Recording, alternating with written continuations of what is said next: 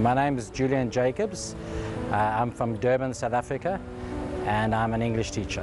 I do mostly tutoring online at the moment. Before Islam, I used to socialize a lot, go to a lot of parties. My life was not that meaningful, and I didn't really have as much meaning in my life. But now after Islam, it seems to I've got more stability and a lot greater meaning now. Islam, it seemed to give me a greater foundation, a greater stability. Any questions that I had regarding religion or social behavior, it helps answer these questions in much greater depth than most other religions. It helped me a lot internally, to strengthen myself internally, and through that pretty much I could deal with everything else that came. Behavior with, like for instance, I was brought up as somebody that deals with punishing children by hitting them. That's how I was brought up. And when I came to this country, I learned to stop doing that, to be more patient, to be much more gentle with my children, to talk to them, to listen to them, and not to get aggressive or feel that aggression is the first answer for any solution. Again, back to the stability and back to extra patience. I think now I look at life with a much longer view.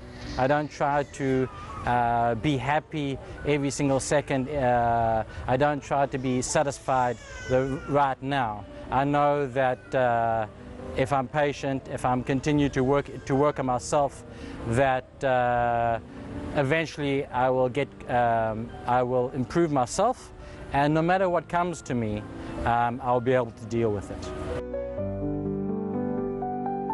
Before I was Roman Catholic, and although I agreed with a lot of the things that happen in Catholicism, there was a few things I disagreed, and one of them was Jesus being the Son of God. And for me, it was too close to some of the pagan religions, very similar in some outlooks. If you look at how the gods had children, and that comes from pagan religions, and that just didn't make any sense for a Christian religion. Whether that's any of the three, the Judaism, Christianity, Islam, it doesn't make sense. It shouldn't be one of the beliefs. So that's one of the main reasons for it. Also, the way it hasn't changed. The Christianity, it seems it changes every single 10, 15 years. They change according to what the people want rather than what they need. And in Islam, it doesn't change so quickly. It's more about, for me, I believe it's more internally, and you get a much better structure from this. It's much more stable. It's not like, oh, I'm in this mood or that mood. It's to make a rock or solid house of your belief.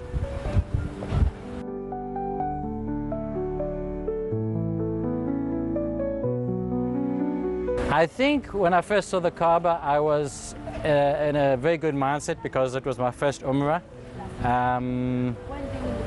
And I was very happy to see it. It wasn't, fortunately for me, it wasn't so busy. And I really enjoyed spending time there. I was with Isa for my first Umrah.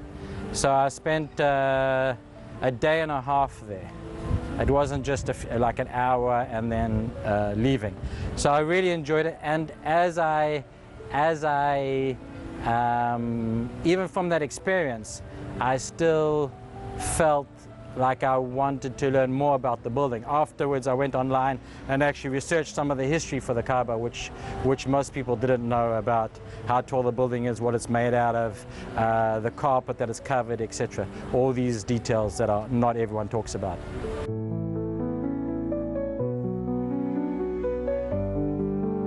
Interesting enough, I can say Medina is probably on the top 3 cities that I found the most peaceful in my whole life.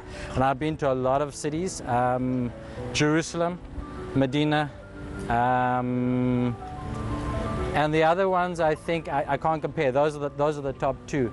I always, for me, the people from Medina are always very, very friendly, and even more honest than some of the other cities perhaps.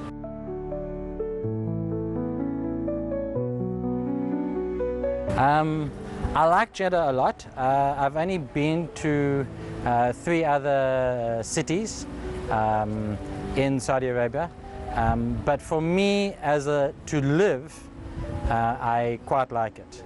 I think the people are very friendly. It's a bit more international than some of the other cities in Saudi Arabia. I've spoken to people that live in Riyadh and other cities. Although for spiritual journeys, I prefer to go outside of Jeddah, but for living, I very much enjoy to live here in Jeddah. They're very friendly, they're very honest, there's no aspect of dishonesty in the whole Saudi culture that I can see. And I think it's partly because they follow, or mostly because they're following the Islamic religion. The only thing I can say almost all aspects of Saudi are good. I can only say in business they've become a little bit more hardworking than they used to be. I found for all the Middle Eastern cultures that I've met so far in Jeddah, and for other nationalities, I can say Saudis generally value education a lot more than the average.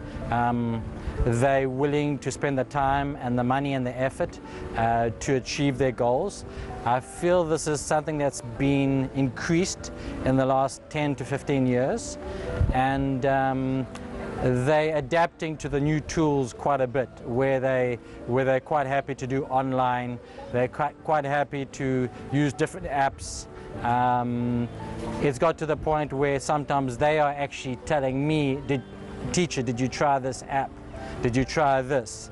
And it's like, okay, I'll try it, I'll see what happens. Like I used to use Zoom, and now I'm using Google Meets because it was recommended to me by a Saudi. I think it's beautiful. It's the first time being here, which is unusual for me because I've spent so much time here in Jeddah. But I quite like yachts and marinas, so it's quite nice to come here and to see all the attractive restaurants, the fresh air, especially this time of year where it's not too hot yet. So it's really, really enjoyable. To youth in general, or to the whole world, especially people that want to travel, I would say Saudi Arabia is different from what most people perceive. The religion itself promotes peace and harmony, which most people don't truly understand until they've actually been to Jeddah, Mecca, Medina. Unfortunately, most people are watching the news, and the news always contains bad events.